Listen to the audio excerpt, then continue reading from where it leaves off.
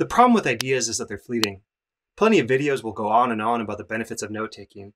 They'll even show you how to change the settings in your favorite note-taking software. But what they failed to show you is how this works in real life. In this video, I will show you why you need an idea inbox. I'll tell you about some of the systems that I've tried, and ultimately what I've landed on for taking notes and remembering my best ideas. And I'll also finally show you what this looks like in real life. If you're new here, my name's Matt. I'm a university professor in the Creative Eureka Labs, a community learning the ideas, exploring the tools, and ultimately trying to make more efficient and impactful discoveries. We've been using David Perell's essays to explore note-taking and knowledge graph generation. Today, we're going to be looking at essays 36 through 40 as we're nearing the end of this project. Let's go ahead and see what this looks like in the wild. First of all, you need a system. When I say, how do you capture your best ideas? Something should come to mind. You should think to yourself, I write things down, or I take a picture with my smartphone, or whatever it looks like. You need something that comes to mind that says, this is my system.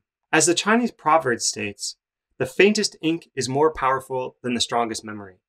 Whether Confucius said this, or it was just printed on a fortune cookie, this idea is absolutely true.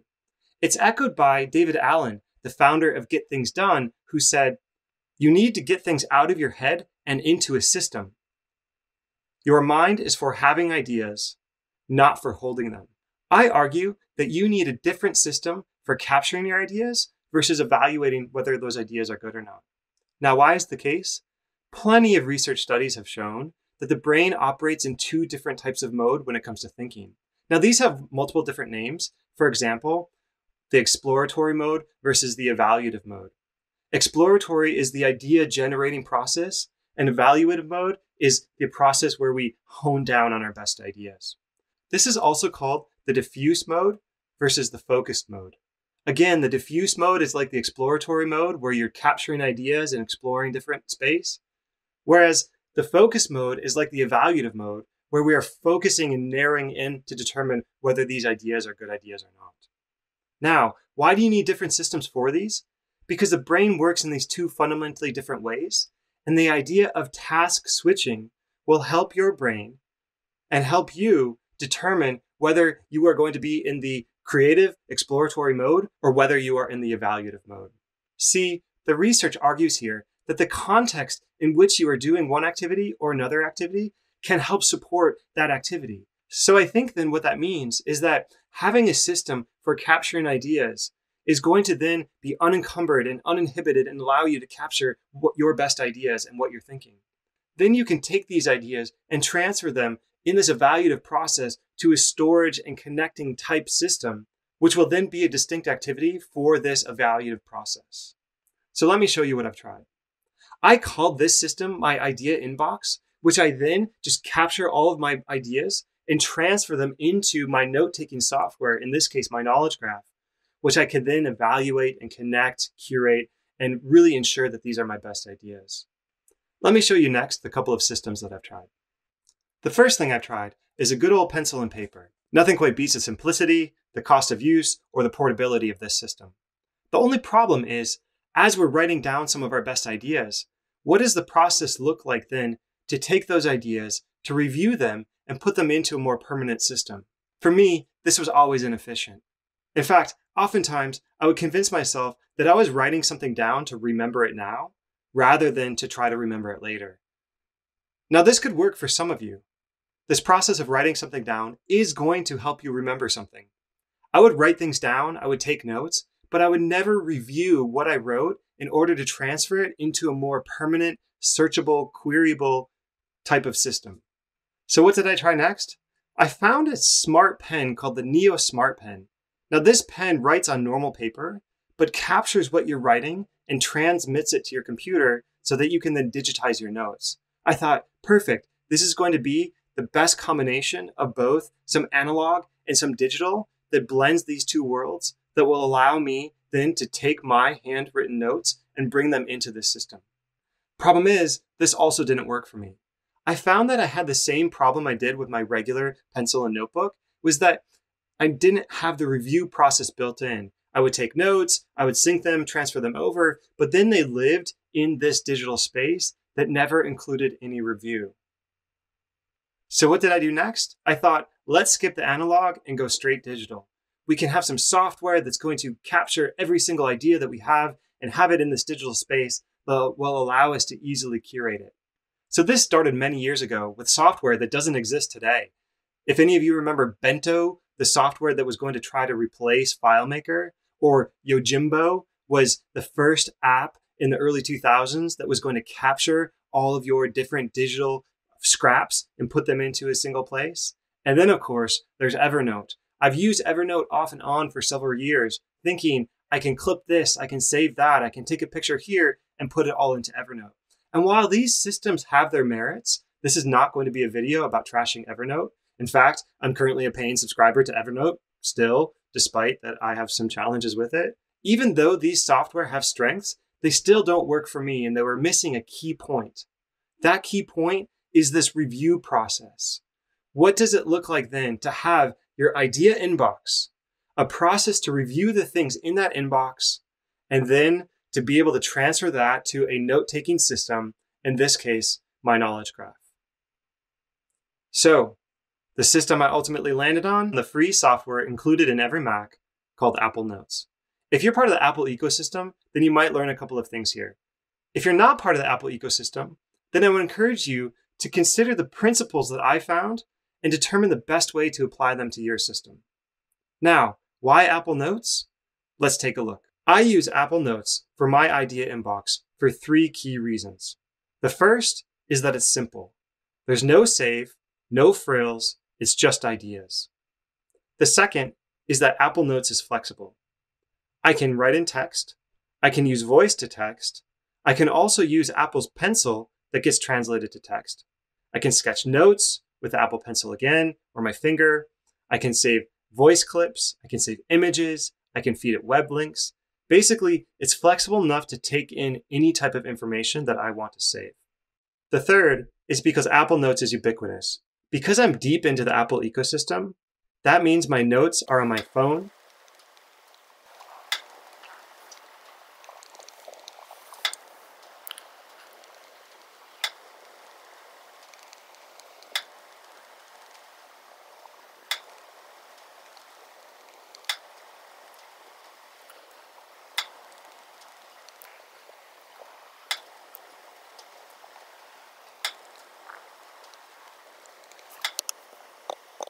they're on my computer,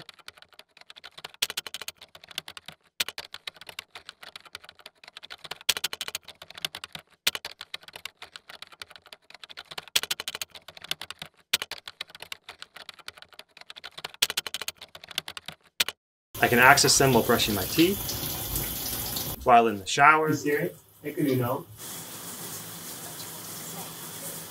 Pop writing is personal, observational, and playful. When I'm in the car, hey Siri, make a new note called Fast Writing Ideas.